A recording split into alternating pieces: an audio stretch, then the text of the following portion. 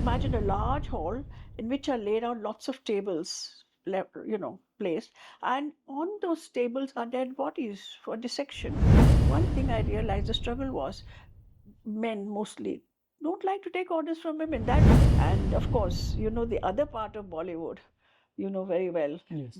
You've heard of the Me Too movement, and you know what kind of things go on in the industry. Amitabh Bachchan and Wahida Rahman, can you believe it? This is Sandesh here from Bollywood Crypt, and I'm very happy to be interviewing veteran filmmaker Aruna Raje Patil. She has won 6 national awards, and she's famous for making movies like Gehrayee, and Geharayee. So we welcome her to the Crypt. Aruna ji, welcome to the Crypt. Thank you so much. Happy to be here. So Aruna ji, you've been a filmmaker for quite some time, and for the people who don't know you, could you give us an introduction about yourself, how you started into films, and what motivates you as a filmmaker? I've been loving movies since childhood. In fact, my mother used to take us to a lot of movies, and I was so obsessed with films, you won't believe it. Sometimes we used to get off from school early, sometimes like 4 to 5 films a week. That's crazy, isn't it? But in those days, Bangalore, when I was schooling in like Sophia High School, we were like, there were about 80 theaters already there. So we'd start with Hindi films, then it was English films, then it was Kannada films, then it was Tamil films, and even Telugu films. The whole thing, obsession of cinema was so much at that time. In fact, I would be, when we're going to the cinema, and I would always be worried it's getting late, and I'd sit behind the driver and I'd keep on chanting, Om Namah Shivaya, Om Namah Shivaya. I hope the picture doesn't start. I hope the picture doesn't start. Because I wanted to see for the first frame. And when we reached the theater, I would just open the door and run up to the balcony and stand in the aisle. Because what I loved to see was, when the MGM line roaring and the Gemini twins turning, tee, and all that sort of thing, the music being heralded, it was so exciting for me. And that's how that obsession grew, wanted to be in films. But of course, girls from so-called good families didn't go into movies. So I was very good in my studies. I was a topper. So I went into Grand Medical College. And after my first MBBS, that was another story. And I came into films. I mean, joined the Film Institute. So, it was a different time. Things were very, as you mentioned, things were very different for women, especially.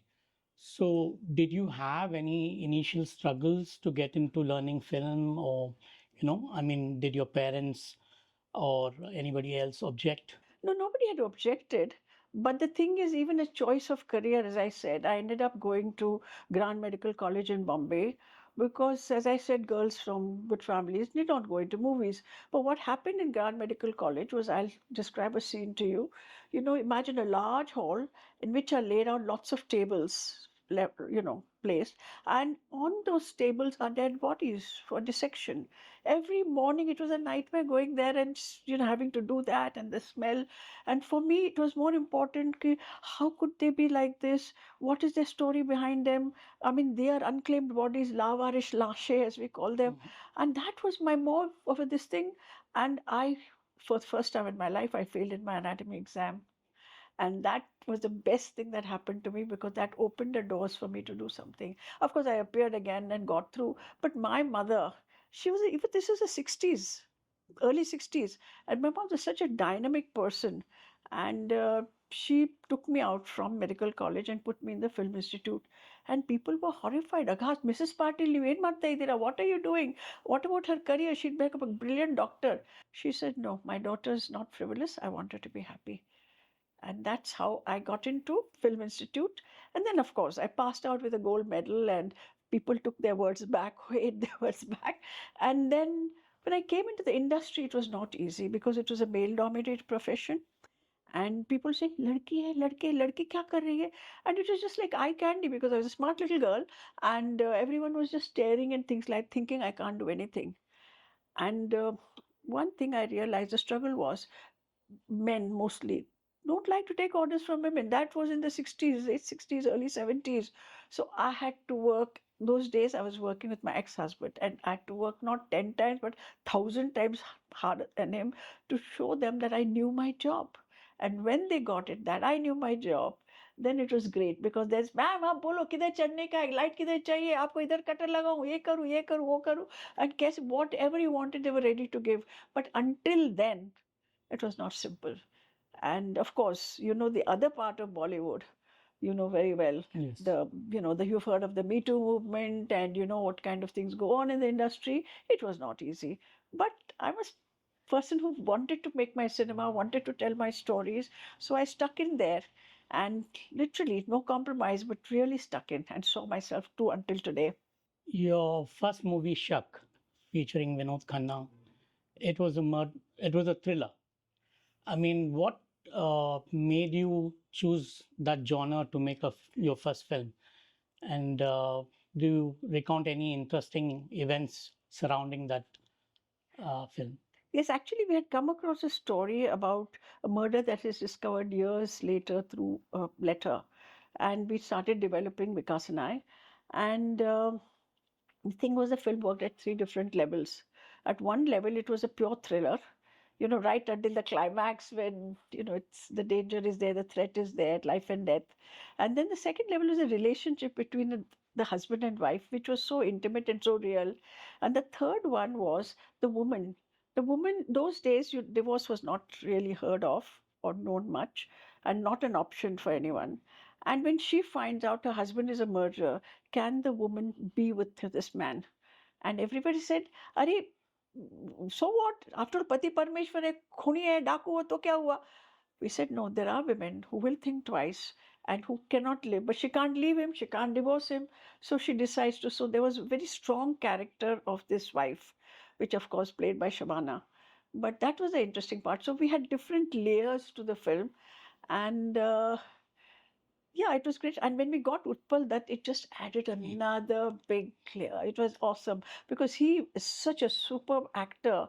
And, he makes so effortless, but he would really throw it at you. And as a villain, he really made people feel uncomfortable. So, how did you manage to get such a, you know, powerful cast of, some of the best actors in the industry?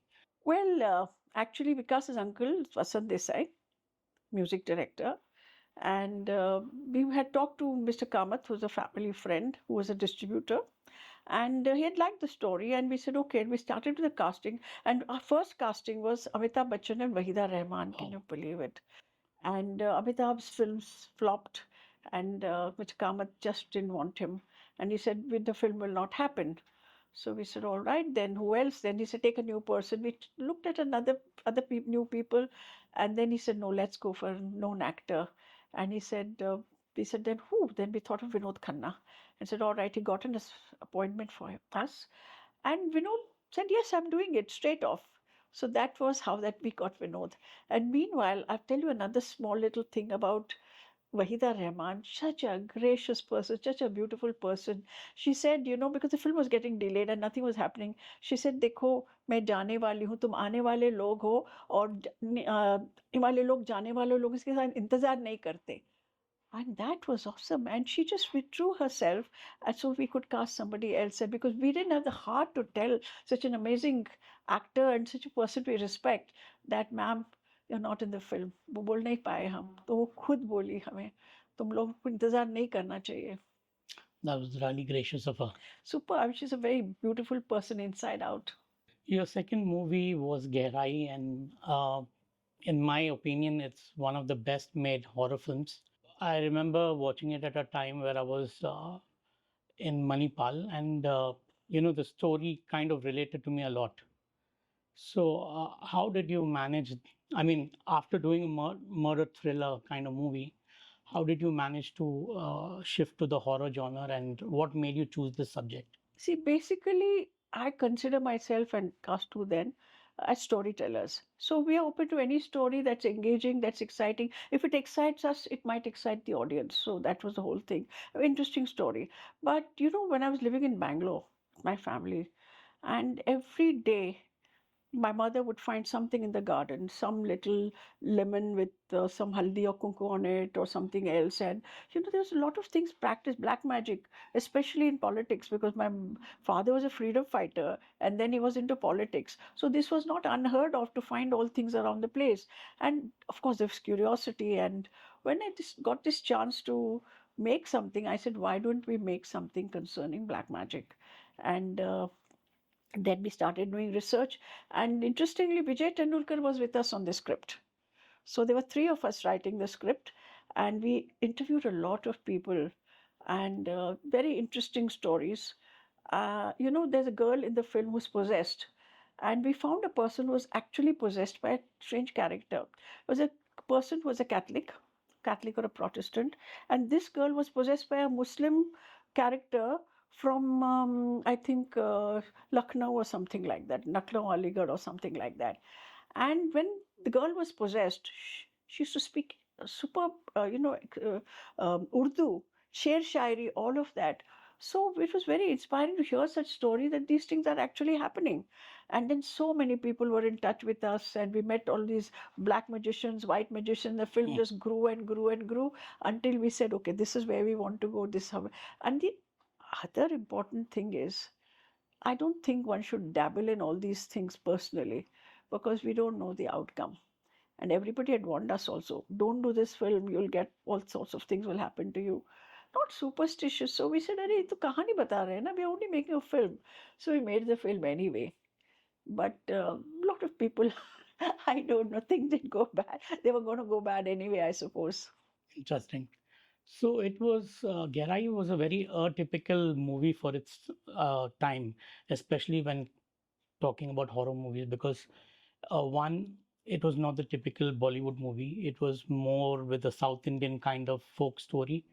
And the second thing that it had a social commentary on the movie.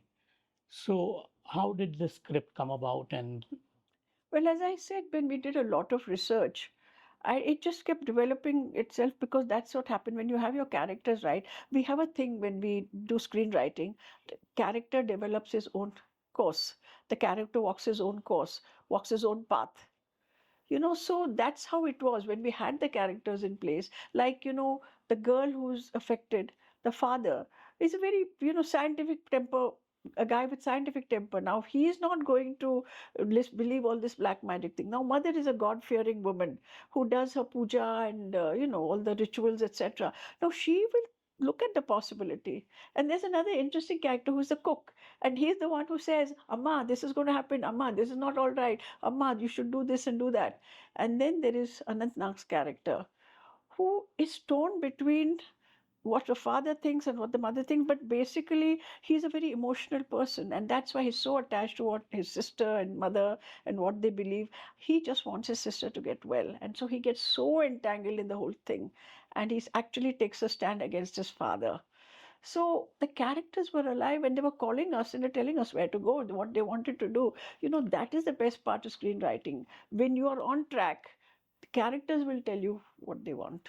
so was this movie also influenced by the social climate and the political climate of its time? I mean, were there injustice happening? I mean, the story talks about, lower caste laborer of a farm who gets into, I mean, he gets into so much of trouble, and then he casts this spell. So, was it anything, an indicator No, of those times? no, there was no casteist background to that. It was because he was a relative of the owner of the plantation. He was a poor relative and he was a caretaker.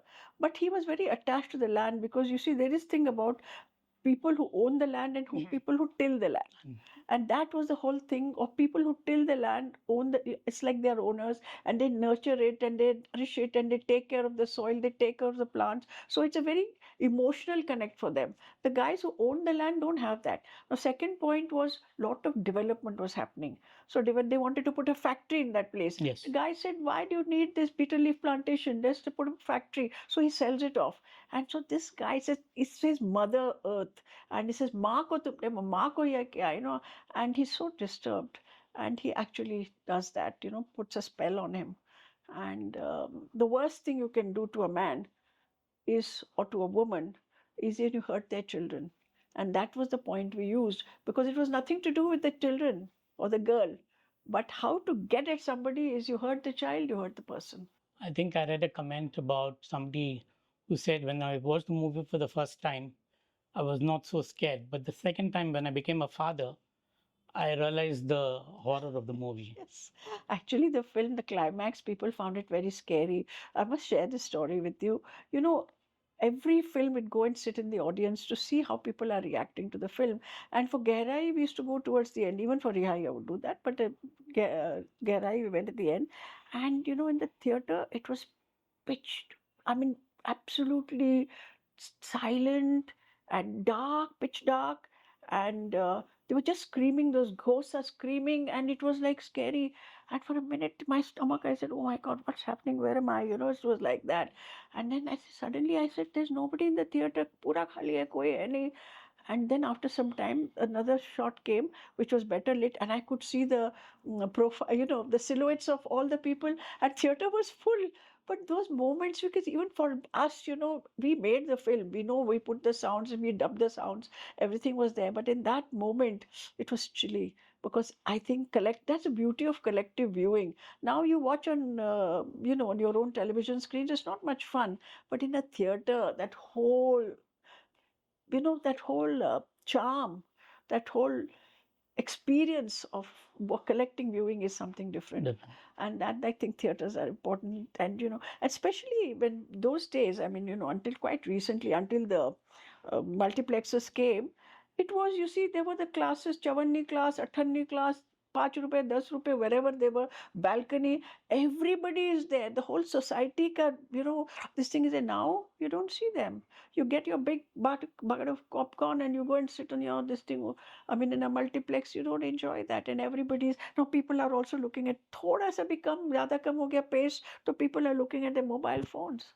So the charm of that time is that gone. Actually, I remember watching Virana after a long time on the big screen. In fact, Bollywood Crypt, we screened it over here.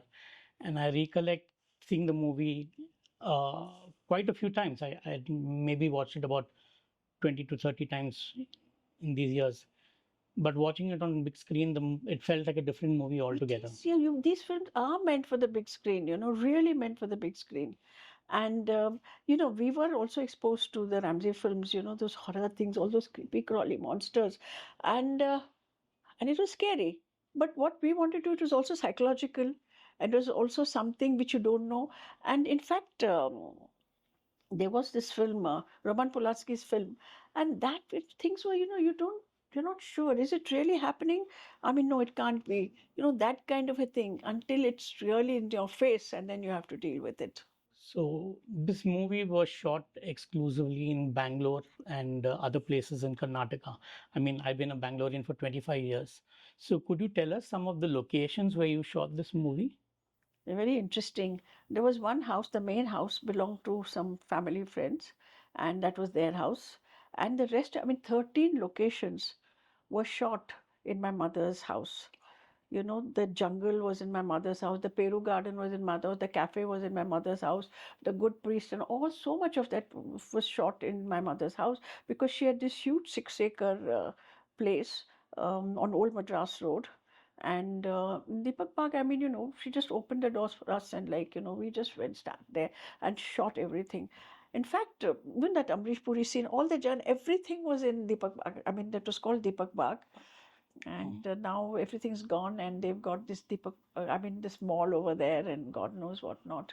It was went for redevelopment, but it was amazing, because and of course we had Lal Bagh and Cubbon Park. Cubbon Park was amazing. Again, that first time in that cycle, that this structured, and the first time that the spirit catches hold of her, and she runs. Oh, that was so, I mean, it was wonderful experience. Really thoroughly enjoyed the making the film. Gehrayee was a very, very atmospheric film. Especially the night scenes in the movie were quite terrifying, and I have some very fond memories of being utterly scared by it in Manipal, especially. Uh, I think the sound, the background score was very creepy. So, could you give us a little idea about how this sound was created? Yeah, firstly, let me tell you about the visuals because you see the visuals played a very, very important part. And it was a cinematographer, Varun Mukherjee. I mean, everybody knows about Varun Mukherjee, very senior. Of course, he was in the same batch as we were in the Film Institute. So we all came out together. There was A.K. Veer and there was Varun Mukherjee, then S.R. Krishnamurthy, Vikas and I. We were a group. And we kept making films with one and the other and so on like that. But Shak went with Veer and Gehrayee was the second film with Varun Mukherjee and so on. And Geharayee was with Krishnamurthy. So we were working together. We already had got this unit together, so to say. And Varun is great with his lighting. I mean, I don't see, because his work, people say he paints with light. That's the kind of work he does. So that whole atmosphere to start with. And then, of course, sound. Sound, I mean, we worked a lot on the soundtrack. Now, the thing was the voice that of the girl, because those are the very key scenes again, the possessed voice. And before you, and one voice we used was when he's being exercised. That was Janalaga's voice. And then there was this male voice, the man who put the spell, that voice, and that other voice. So we played with combination of voices, and we had a very good recordist with that, with the dubbing we did, and creating that whole atmosphere because sound is as important. Even the little sounds, when what we call they're incidental sounds, and they're sounds which are not incidental, but they give you a sort of a feel of something's happening. That also worked. Then, of course, the music, the background music.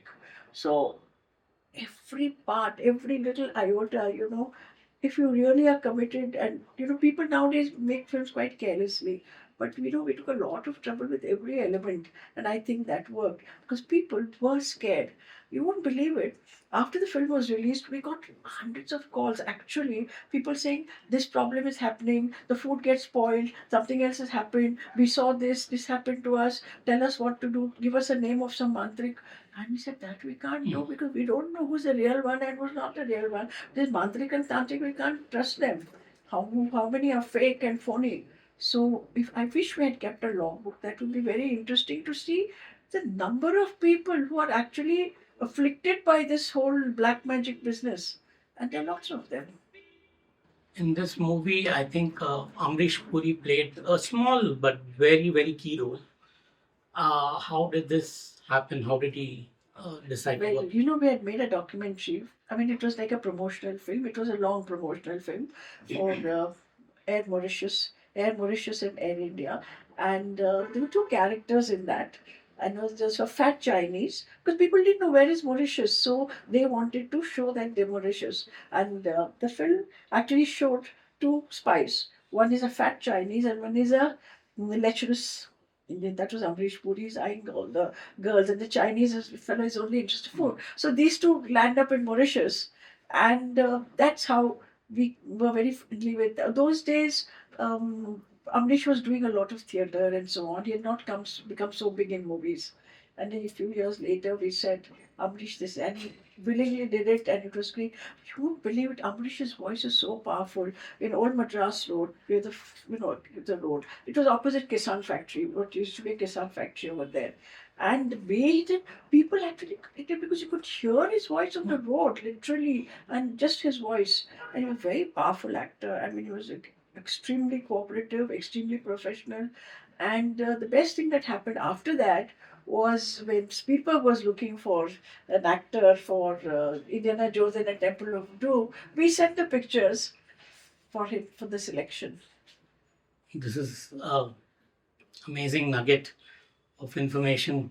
I think that uh, it's amazing how it leads to something really big. What leads to, that's why always keep your doors open and always keep them open and always be, when universe throws something in your path, I think consider it.